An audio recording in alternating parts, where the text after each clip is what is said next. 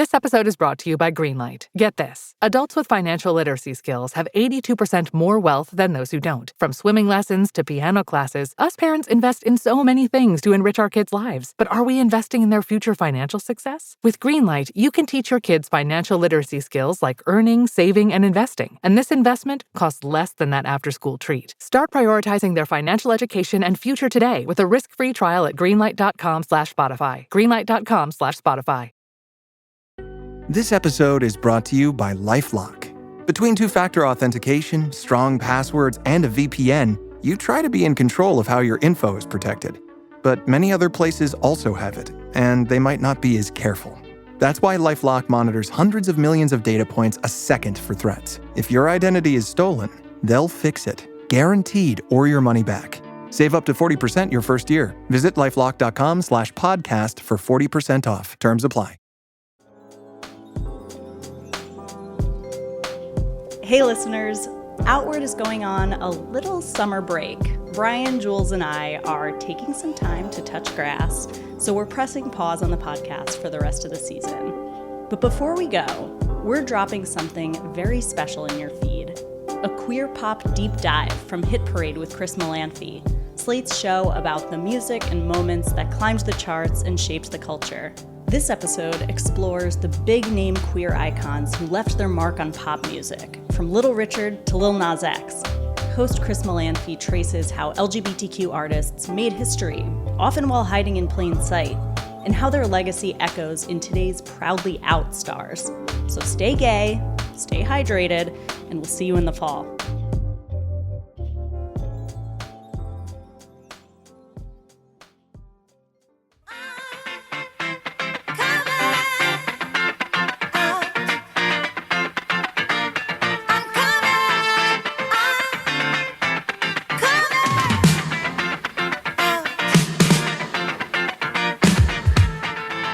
Welcome to Hit Parade, a podcast of pop chart history from Slate magazine about the hits from coast to coast. I'm Chris Molanphy, chart analyst, pop critic, and writer of Slate's Why Is This Song Number One series. On today's show, 45 years ago, in November of 1980, Motown queen Diana Ross was peaking on the charts with the second single from her hit-packed, best-selling Diana album, produced by Chic's Nile Rodgers and Bernard Edwards. Ross had already topped Billboard's Hot 100 with the album's lead single, Upside Down. For the follow-up, she went with a song that Nile Rodgers had written specifically to honor Diana's legions of drag impersonators and her larger gay following. In a move that was very bold for 1980, Rodgers and his partner Edwards titled the song I'm Coming Out.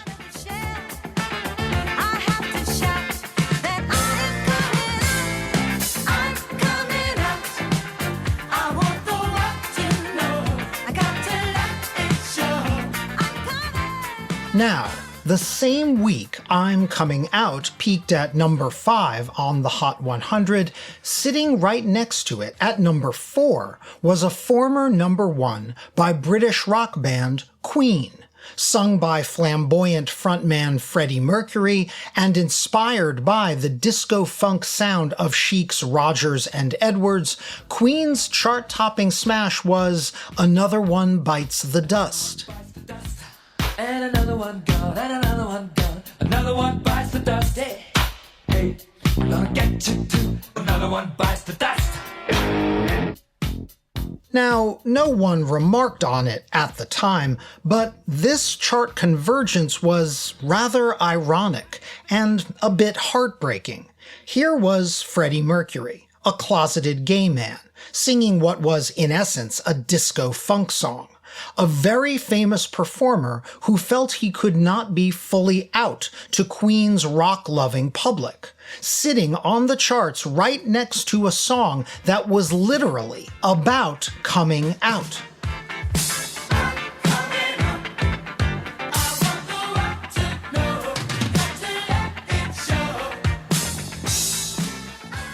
This in a nutshell, is the history of LGBTQ identity on the charts. Self-expression side by side with self-denial. Pride plus prudence. Celebration plus hesitation.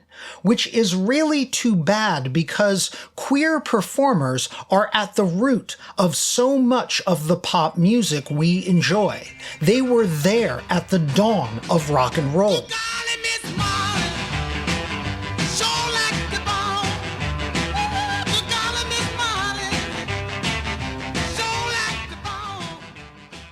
They were there at the height of glam rock and singer-songwriter pop.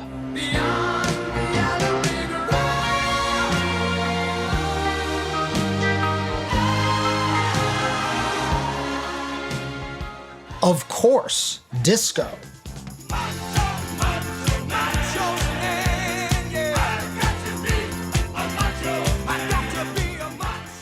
Synth pop and new wave. Tell me what have I done to deserve this? What have I done to deserve this? And even alternative rock.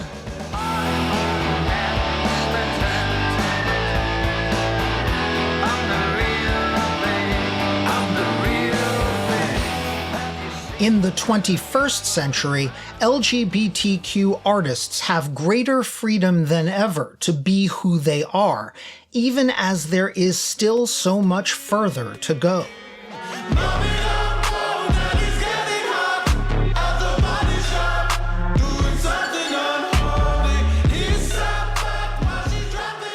And the new millennium saw the first fully out gay performer with a #1 album.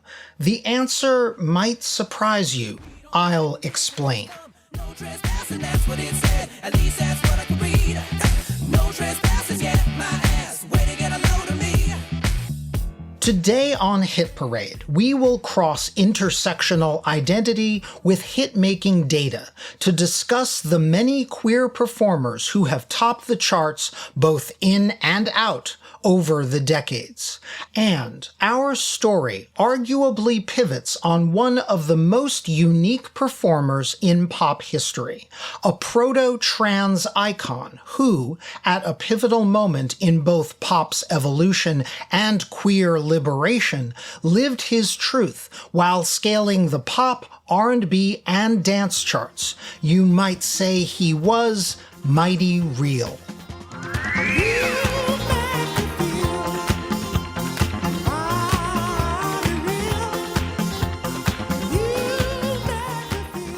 And that's where your Hit Parade marches today, the week ending August 19th, 1978, when You Make Me Feel Mighty Real by Sylvester reached #1 on Billboard's disco chart.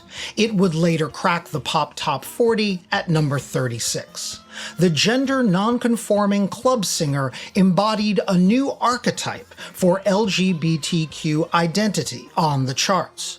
How did Sylvester establish a pivot point for queer acceptance in popular music? Who were his predecessors in rock, pop, and soul, and his spiritual children? And just how long did it take for other artists to be out and proud while topping the charts? For Pride Month, we're serving realness as we explore the rainbow of LGBTQ superstars across chart history.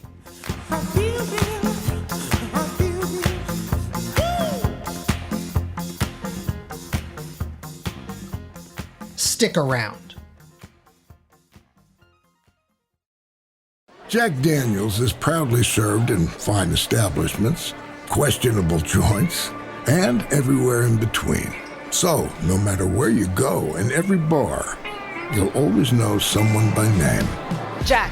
Jack and Coke? Shot of Jack?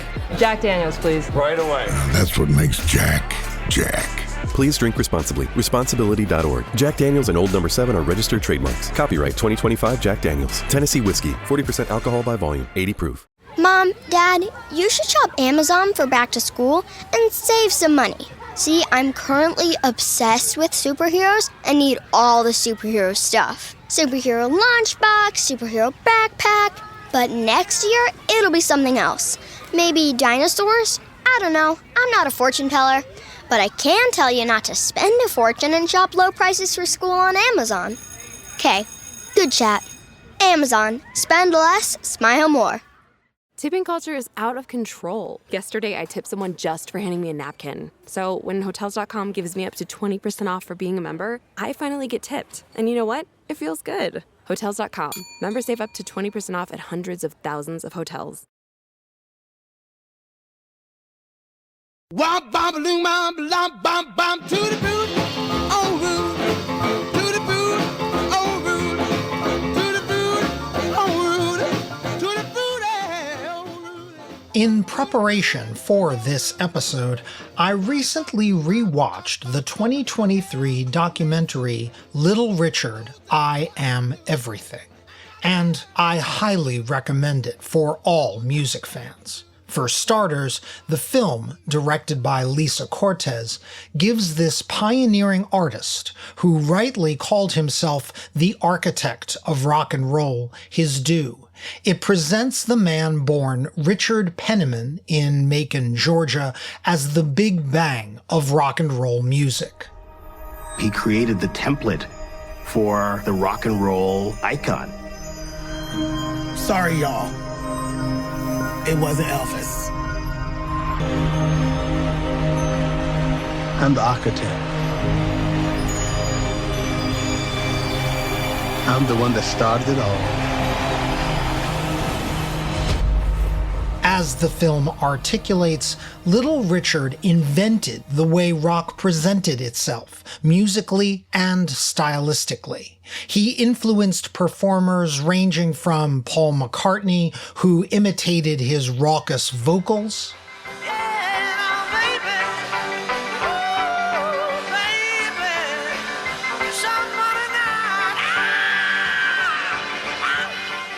to Mick Jagger, who learned his peacocking onstage style by watching Little Richard perform.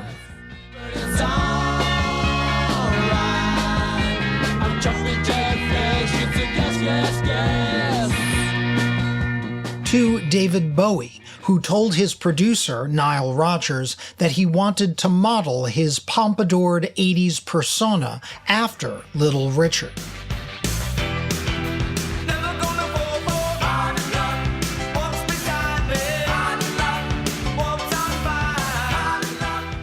What is also so clarifying about the documentary is that it forthrightly presents Little Richard as a gay and even a gender non-conforming musical pioneer. I wore my mother's curtains, the sheets, put on some makeup on my face. They called him a sissy, a punk. My dad didn't like my actions and my ways because I was gay. He put me out. What would it do to the American mythology of rock music to say that its pioneers were Black queer people?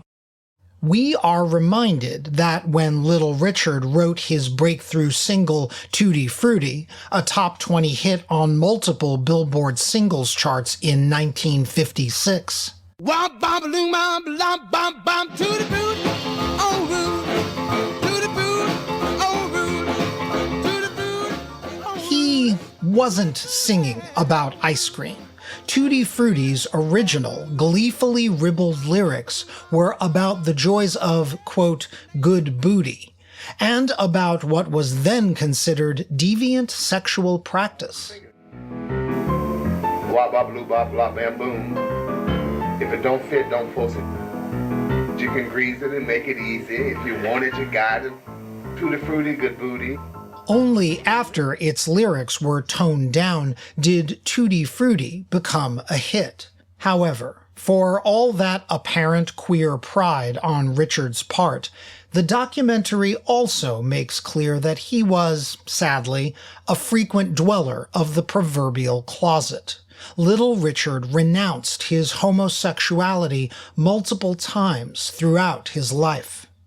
I'm not gay now, but I was gay all my life. I believe I was one of the first gay people to come out. But God let me know that he made Adam be with Eve, not Steve. He was certainly queer in all of the senses of what that term means. but he rarely spoke about it openly, and that was where the complication came. No, I don't want to hide. I love him. He was very, very good at liberating other people through his example. He was not good at liberating himself. I share all this background on Little Richard right off the top to establish a couple of key themes for this episode of Hit Parade. First of all, that rock, rhythm and blues, and indeed most of the pop music we consume is not only a culturally black art form, but a proudly queer art form. We owe LGBTQ Americans for how our popular music sounds, signifies, shimmies, and shakes. Run to the corner, pick up my sweetie pie, she's a rock and roll baby, she's the apple of my eye. I'm ready.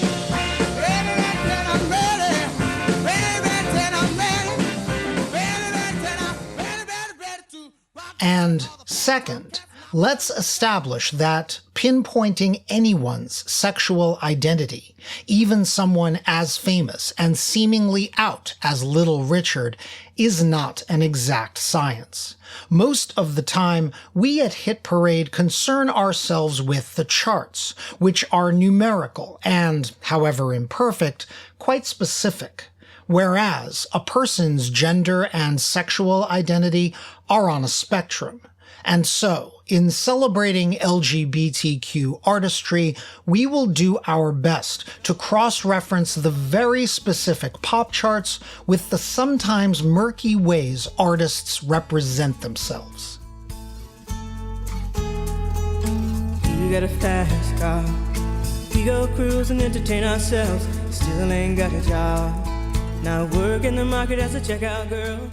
Some LGBTQ hitmakers remain intensely private, like Tracy Chapman, who has never publicly discussed her sexual orientation or her relationships. Or certain artists have come out and then, after achieving a certain level of fame, have taken their identity private again, like Queen's Freddie Mercury. We'll talk about him in greater depth later in our show. She's a killer queen, gunpowder gelatine, dynamite with a laser beam. Some stars have even passed away, never affirming their orientation, such as celebrated soul vocalist Luther Vandross, who died years before friends like Patti LaBelle affirmed he was gay.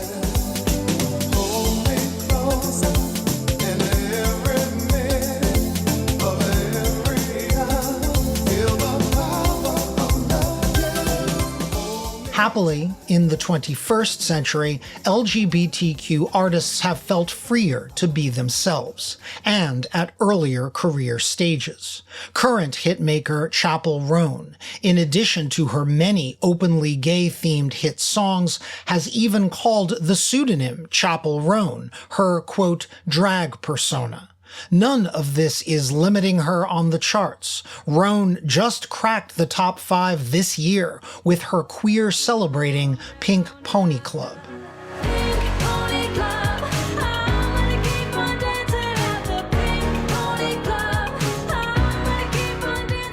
When it comes to queer chart history, visibility matters, and performers have only grown more visible. So, let's walk through a selected hit-making history by lesbian, gay, bisexual, trans, queer, and questioning performers. Even beyond the chart toppers, the history is rich, a spectrum of legends. And we can take it back even before Little Richard, back to the pre-history of rock and roll.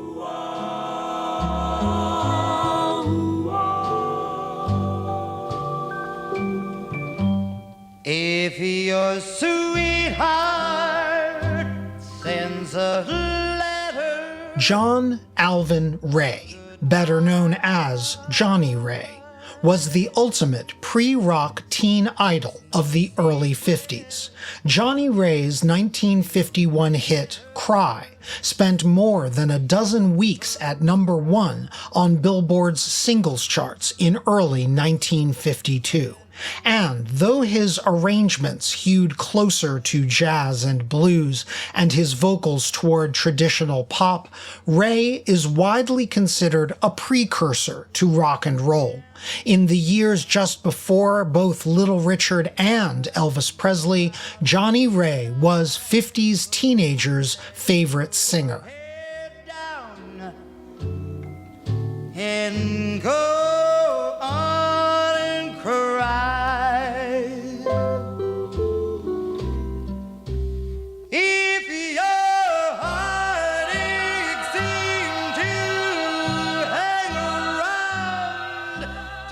Some of Ray's romantic hits would include female pronouns. For example, my parents' favorite Johnny Ray song, the 1952 number 4 hit, Walkin' My Baby Back Home. The owls go by and they give me the eye, walking my baby back home. We stop for a while, she gives me a smile and cuddles her cheek to my chest. But Johnny Ray is now widely understood by his biographers to have been bisexual. Only married once and fairly briefly, he was arrested more than once for propositioning would-be male lovers, including undercover police. You can't help but picture an underlying ache when listening to several of Johnny Ray's hits, like the lyrical number 2 hit, The Little White Cloud Who Cried. I went walking down by the river, feeling very sad inside, when all at once... By the way, if you're Gen X or younger and Johnny Ray's name sounds familiar, it's because he was later invoked in the lyrics of 2 number 1 hits from the 80s. He's name-checked in the first verse of the 1983 chart topper Come On Eileen by Dexy's Midnight Runners.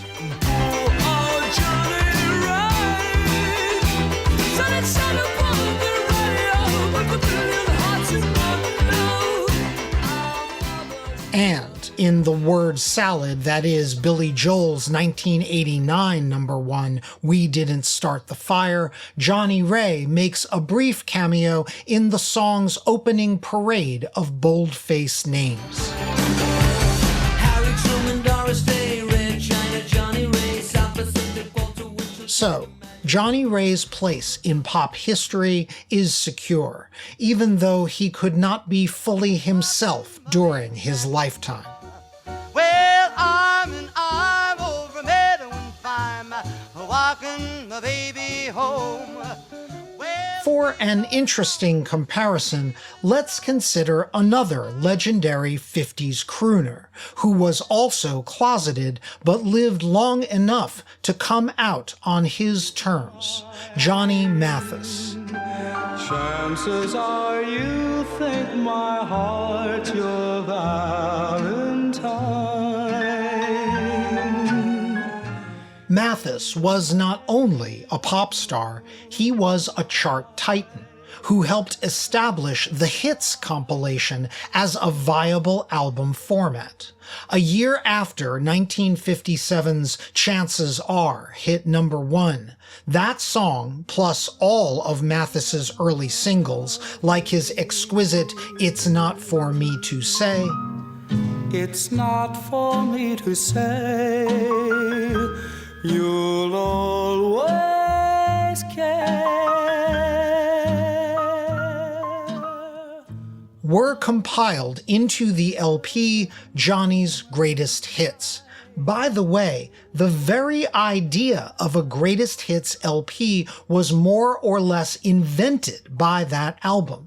Johnny's Greatest Hits not only topped the album chart in 1958, the first such compilation to do so, it went on to spend 490 weeks, about 10 years, on the Billboard album chart, a longevity record that held until it was later beaten by Pink Floyd's Dark Side of the Moon.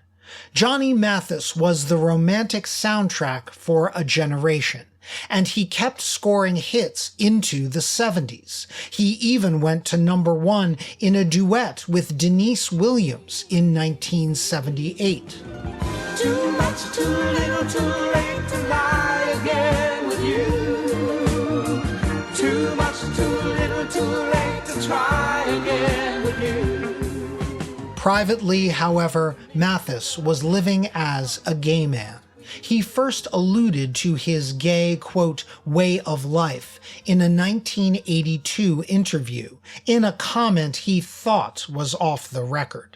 35 years later, Mathis finally officially confirmed his status in his 80s. He told CBS News, People magazine, and The Washington Post, quote, I had blown this thing out of proportion about being gay, and time marches on, and now it doesn't matter, unquote.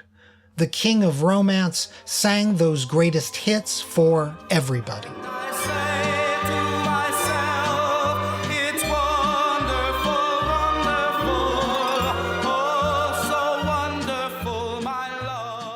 So, obviously, for 50s LGBTQ stars, coming out felt impossible.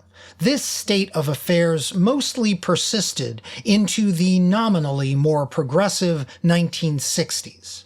Lesley Gore, whom we discussed in our Quincy Jones episode of Hit Parade, was not out as a lesbian when she scored her string of teen pop hits, including her 1963 Quincy-produced #1 smash, It's My Party.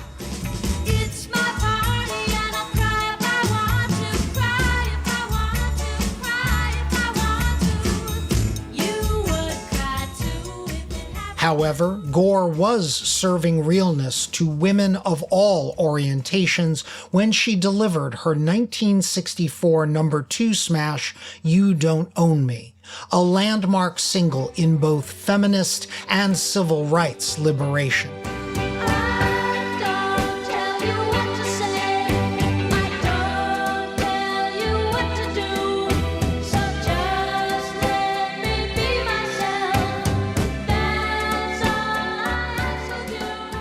Lesley Gore finally came out in the mid-2000s. Among the 60s British invasion bands, the Kinks, whose lead guitarist, Dave Davies, was bisexual, satirized dandyism in several of their hits. Eagerly pursuing all the latest fads and trends, 'cause he's a dedicated follower of fashion. And at the end of the 60s, Dave's brother and Kinks leader Ray Davies wrote one of the earliest and most earnest songs about trans love, Lola, an incredibly catchy 1970 #9 hit celebrating a straight man's object of infatuation who, quote, walked like a woman but talked like a man, unquote. I'm not dumb, but I can't understand why she walked like a woman but talked like a man. La, la, la, la, la, la, la, la. Blues rock frontwoman Janis Joplin, in her brief lifetime, lived as a bisexual free love advocate, including a long-running off-and-on relationship with Haight-Ashbury counterculture figure Peggy Caserta. Joplin's hits, from her 1968 Big Brother and the Holding Company single Down on Me, through her 1971 solo smash Me and Bobby McGee, embodied personal and sexual freedom when she sang them. Looks like everybody in this whole round world. Down on me. And Billy Preston, who got his break in the early 60s as a backing musician in Little Richard's band. Famously, he backed the Beatles during the 1969 sessions that generated their Let It Be LP. Preston was the only artist ever co-credited on a Beatles #1 hit for his keyboard solo on Get Back. Get back, Joe.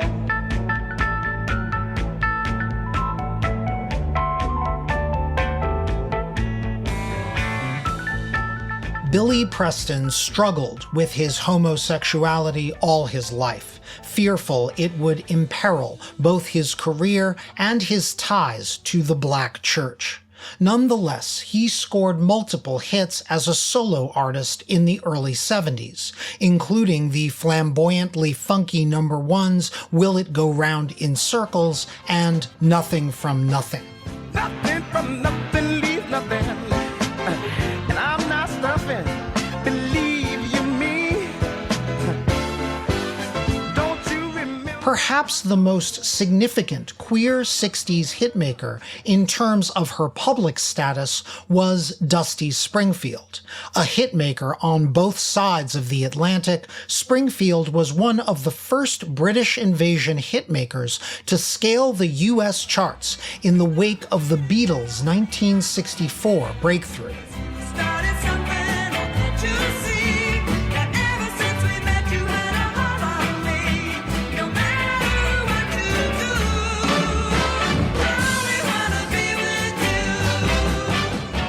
By the late 60s, as she was scoring top 10 hits like her soul classic Son of a Preacher Man or her torch ballad hit You Don't Have to Say You Love Me, Dusty was being hounded by the music press over why she was never seen in the company of a significant other.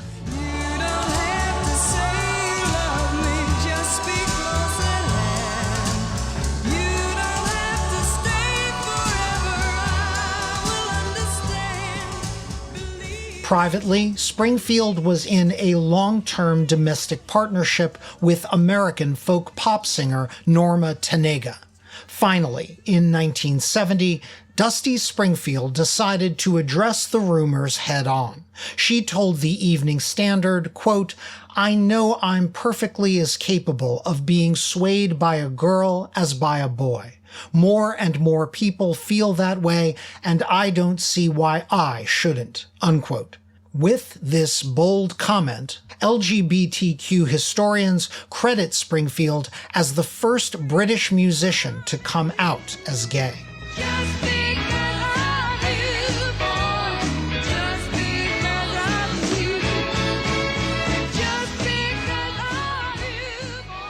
But Dusty Springfield did not have an easy time after her revelation.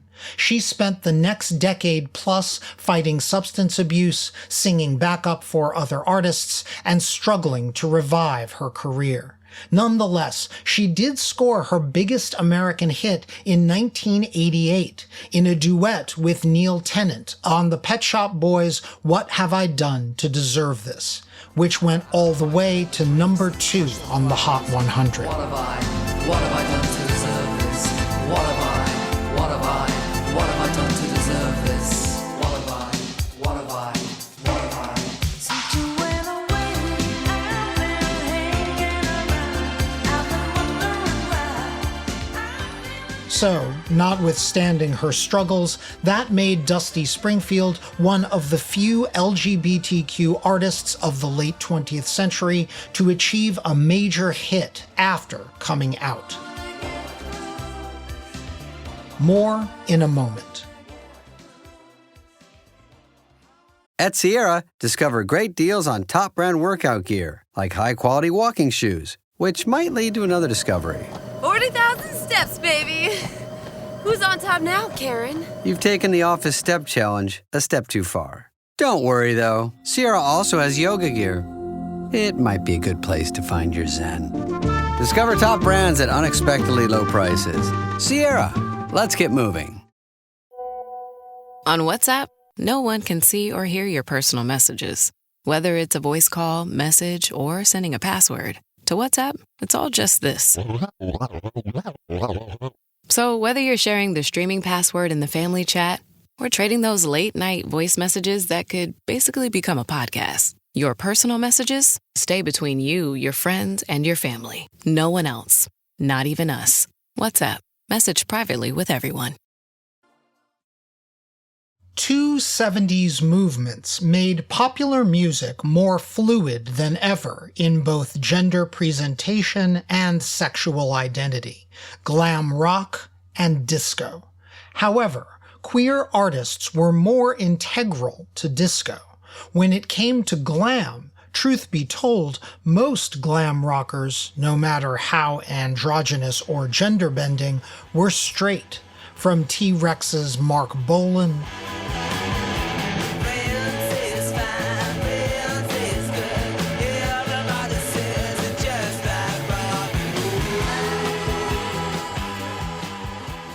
to the members of Roxy Music.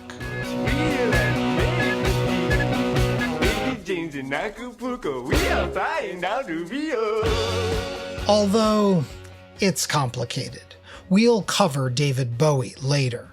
There was, however, one legitimate LGBTQ glam rock pioneer, even though he wasn't much of a chart star, Joe Bryant.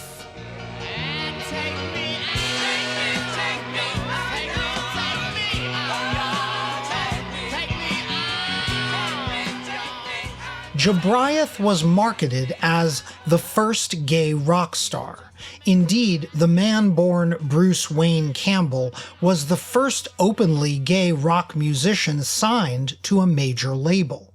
And Elektra Records pulled out all the stops to hype Jobriath's 1973 debut, including a giant billboard of a near-naked Jobriath in Times Square. In interviews, Jobriath even threw shade at glam rock stars like David Bowie and Mark Bolan for only pretending to be sexually ambiguous. Quote, "I'm a true fairy," Jobriath said. "I'm no pretender," unquote.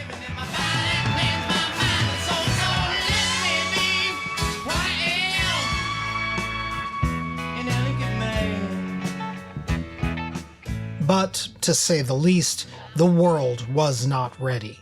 Jobriath suffered an instant homophobic backlash, and his two albums, 1973's Jobriath and 1974's Creatures of the Street, both failed to chart. Jobriath would die only a decade later, one of the earliest casualties of AIDS. Nonetheless, he inspired later generations of performers, including Morrissey, and his florid style echoed in the work of other contemporaneous glam acts like the New York Dolls and Queen.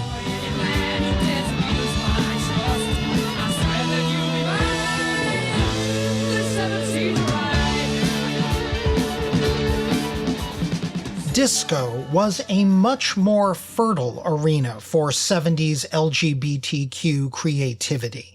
Indeed, the whole disco scene and subculture were fundamentally pioneered by gay DJs, tastemakers, and club patrons.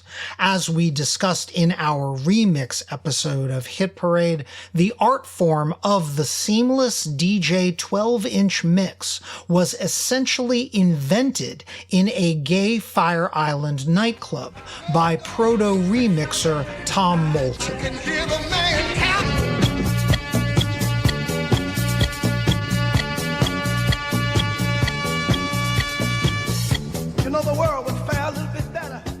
And disco artists of any orientation knew they were catering to a club audience rooted in the gay community. To earn the title Queen of Disco, which at different times was bestowed upon both Gloria Gaynor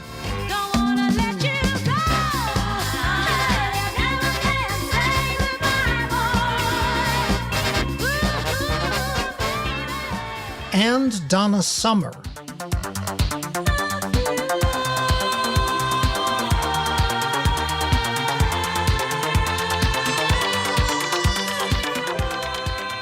these women recorded dance anthems that spoke to the gay audience, like I Feel Love or I Will Survive. Of course, these LGBTQ anthems would then cross over to the larger straight audience, which is what made the Village People so amusing and ironic.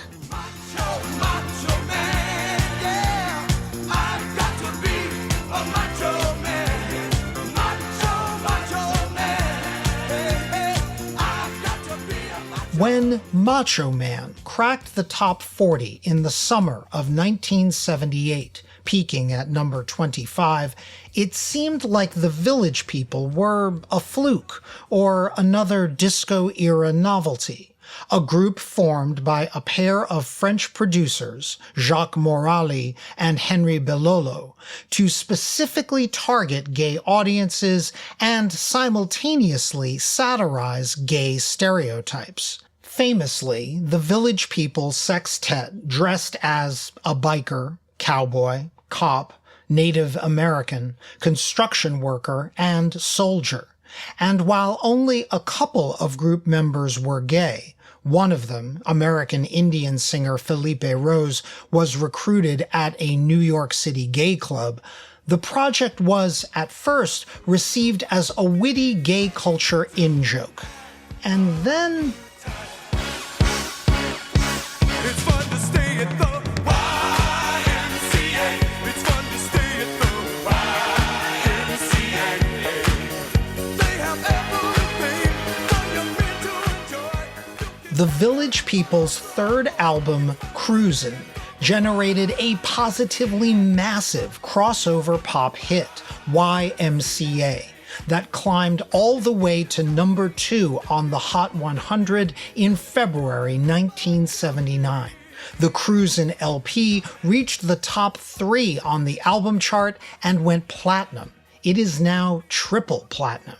For a brief window at the end of the 70s, the Village People were one of the biggest pop groups in the country. In the Navy, yes, you can sail the 7 seas. In the Navy, yes, you can put your mind at ease. In the Navy, come on now, people, make a stand. In the Navy. It is debatable how much Middle America embraced the gay meta story at the root of the Village People phenomenon, or got the joke. To this day, Village People singer Victor Willis, who played the cop role in the group and co-wrote several of their hits, fervently denies that YMCA ever was a gay anthem. The fact that the song is now a wedding and bar mitzvah dance staple and one of President Donald Trump's favorite rally songs indicates that it long ago became a totem of the straight world, divorced from its original queer identity.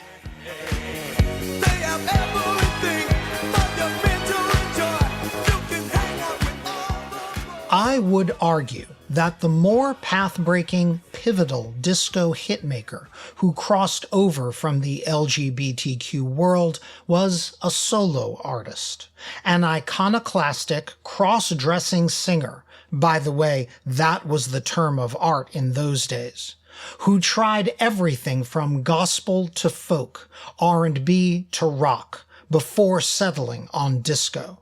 He eventually became a dance music icon, but on his very first released recordings, this soloist sounded like this.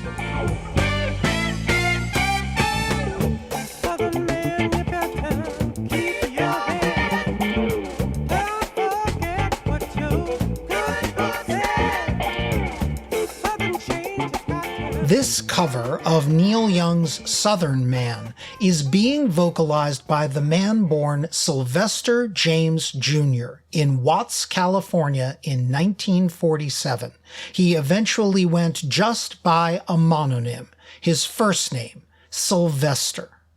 Sylvester had star quality from a very young age, even as he fought his mother and stepfather, who did not approve of his sexual identity or his femme presentation. Raised singing gospel in the Pentecostal church, Sylvester relocated in his early 20s to San Francisco, where he became the star attraction of the Cockettes, a multiracial drag ensemble. A series of performances in New York City won Sylvester the opportunity to record a demo album back in San Francisco. Among the songs Sylvester demoed was Superstar, the Delaney and Bonnie song made famous by the Carpenters. Don't you remember your time?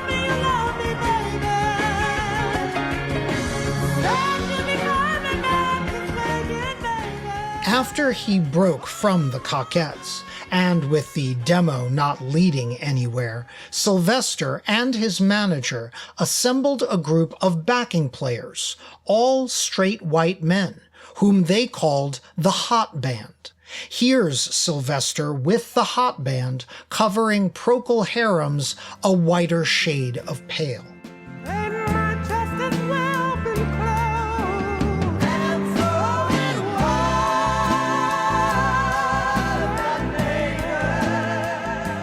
Through it all, Sylvester did not hide either his homosexuality or his voice, though he insisted on male pronouns. Had he lived into the 21st century, music historians suspect he might have used she, her, or they, them. Sylvester was always quintessentially himself, sparkly and dressed to the nines, even when fronting the Hot Band. After 2 albums, the Hot Band broke away from Sylvester, whose diva behavior alienated the group. It took 3 years and several more lineup changes in Sylvester's accompanists before he finally pivoted toward dance music. By the way, a fun side note, the backing singers Sylvester eventually agreed to work with were a pair of big-voiced, plus-size vocal dynamos named Martha Wash and Izora Rhodes. They renamed themselves 2 Tons of Fun, and later, the Weather Girls, who, speaking of gay anthems, would eventually record the camp classic It's Raining Men.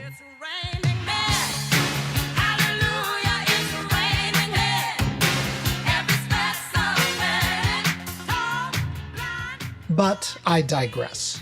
After Sylvester signed to Fantasy Records to issue his solo debut, his first chart hit came in 1977, when his funky, horn-inflected R&B single Down, Down, Down reached number 18 on Billboard's disco chart.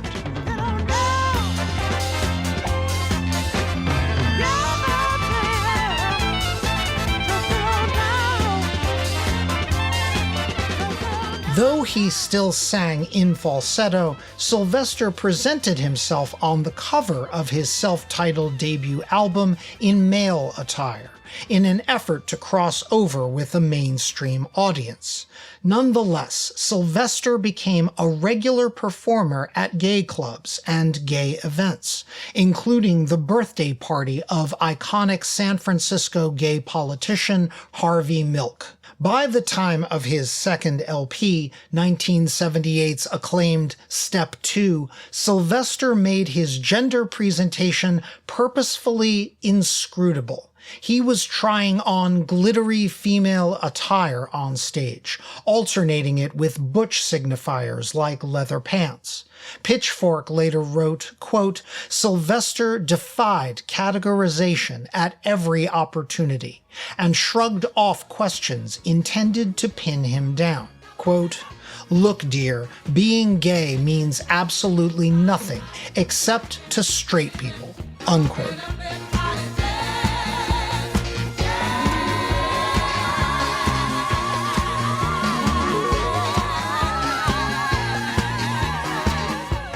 The Step 2 album proved to be Sylvester's breakthrough. He got bigger on the charts with all audiences when he got queerer. The LP spawned 2 huge hits. Dance, parentheses, Disco Heat, not only topped the disco chart, it climbed to number 4 on the R&B chart and even number 19 on the pop chart by November of '78.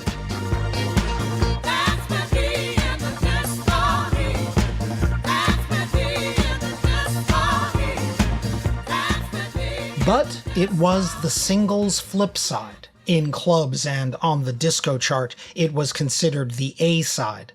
That established Sylvester's legend, a high-energy dance classic and a queer landmark. Sylvester and songwriter James Wyrick called it You Make Me Feel, parentheses, mighty real.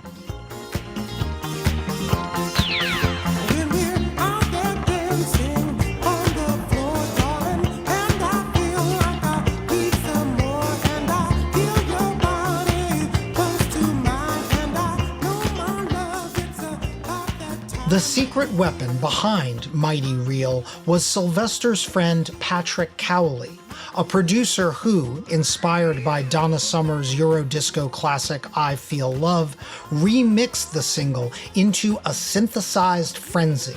But Sylvester also brought his A-game to the vocal, capturing the lyrics' liberated euphoria.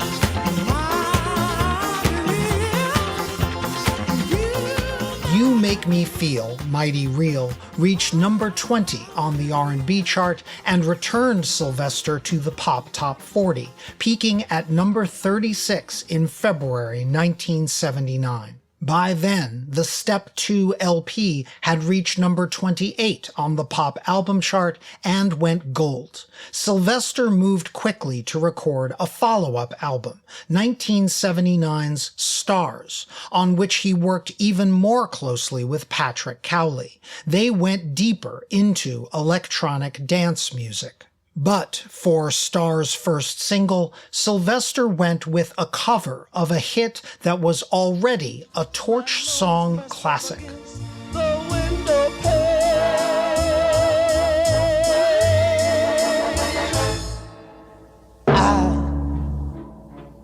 I who have nothing. I Who Have Nothing was originally a hit for R&B veteran Ben E. King. His version reached number 29 in 1963. 7 years later, Tom Jones recorded an even more theatrical version that hit number 14. I who have no one, adore you and want you so. I'm just a no one. In Sylvester's hands, I Who Have Nothing became a dance floor drama and another club smash.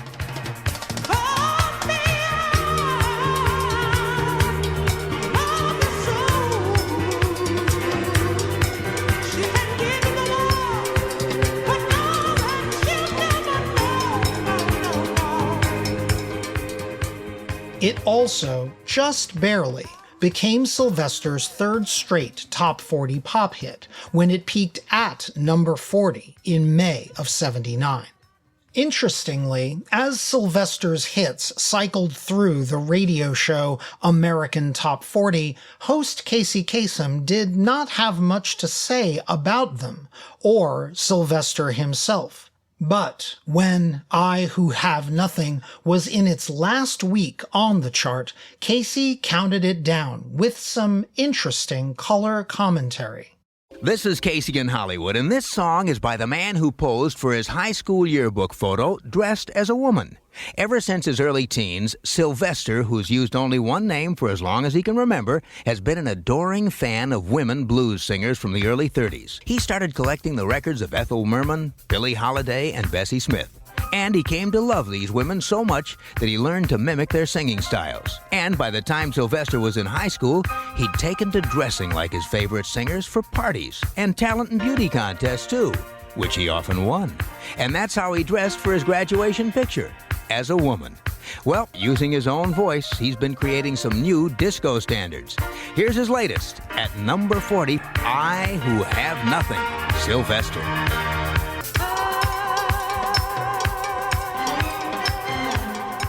This is what mainstream acceptance sounded like in 1979. That week would be the last Sylvester ever spent in the Pop Top 40. As the 70s turned to the 80s, he became a denizen of the dance charts. Sylvester continued working with the innovative Patrick Cowley, eventually signing to Cowley's Megatone label, and making tracks that kept scoring on the disco chart. Among their collaborations were the 1982 hits Do You Wanna Funk, a number 4 club hit,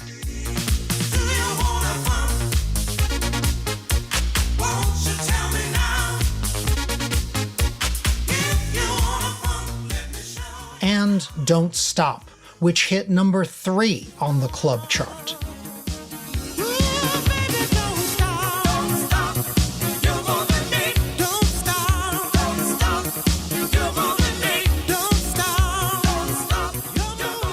Not long after Sylvester scored these 1982 hits, Patrick Cowley would die at age 32, another early casualty of AIDS. As for Sylvester himself, he too would succumb to the disease 6 years later, passing from AIDS-related complications in December 1988. His funeral in San Francisco's Castro district, which Sylvester had planned himself down to the kimono outfit he wore in his coffin, was packed with mourners.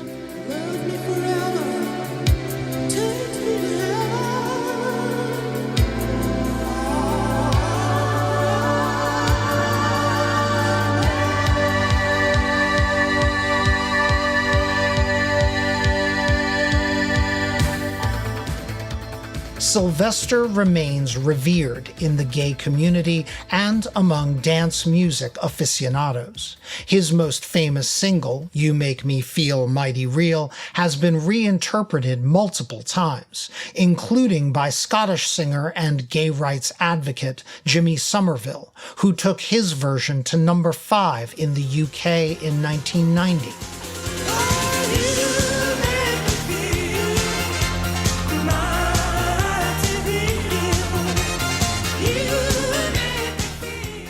And acclaimed American house music vocalist Byron Stingley of 10 City, who took his cover to number 1 on the Dance Club Play chart in 1998.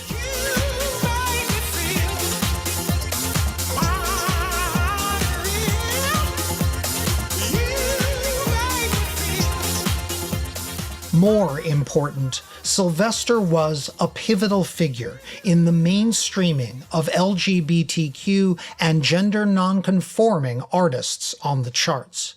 After Sylvester, drag performers and queer singers of various stripes enjoyed greater pop acceptance, even as homophobia and the AIDS crisis kept many of them from coming out publicly. In the second part of our show, we'll cover performers from the 70s, 80s, and beyond who navigated both the closet and the charts.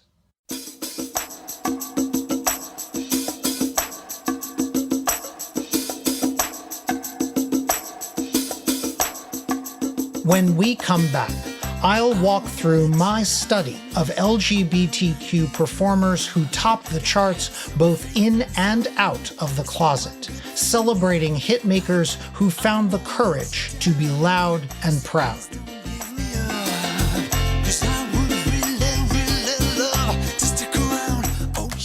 Non-Slate Plus listeners will hear the rest of this episode in 2 weeks. For now, I hope you've been enjoying this episode of Hit Parade.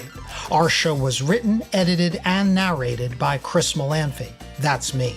My producer is Kevin Bendis. Our supervising producer is Joel Meyer. And Slate's editor-in-chief is Hillary Fry. Check out Slate's roster of shows at slate.com/podcasts. You can subscribe to Hit Parade wherever you get your podcasts, in addition to finding it in the Slate Culture feed. If you're subscribing on Apple Podcasts, please rate and review us while you're there. It helps other listeners find the show. Thanks for listening, and I look forward to leading the Hit Parade back your way. We'll see you for part 2 in a couple of weeks. Until then, keep on marching on the one. I'm Chris Molanphy.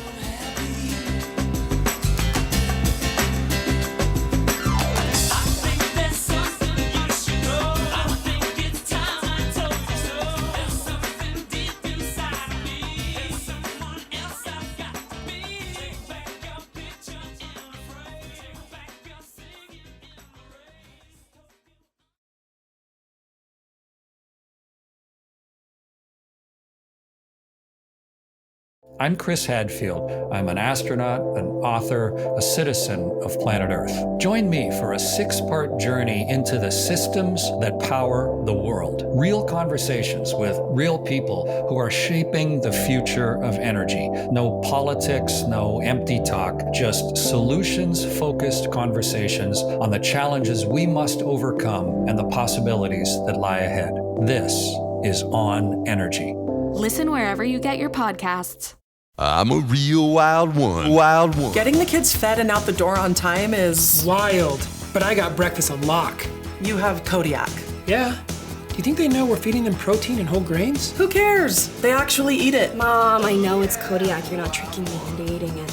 Breakfast on lock, baby. Find Kodiak's frozen waffles, granola bars, oatmeal, and more, all crafted with 100% whole grains and protein at your local grocery store. We're the ones with the bear on the box.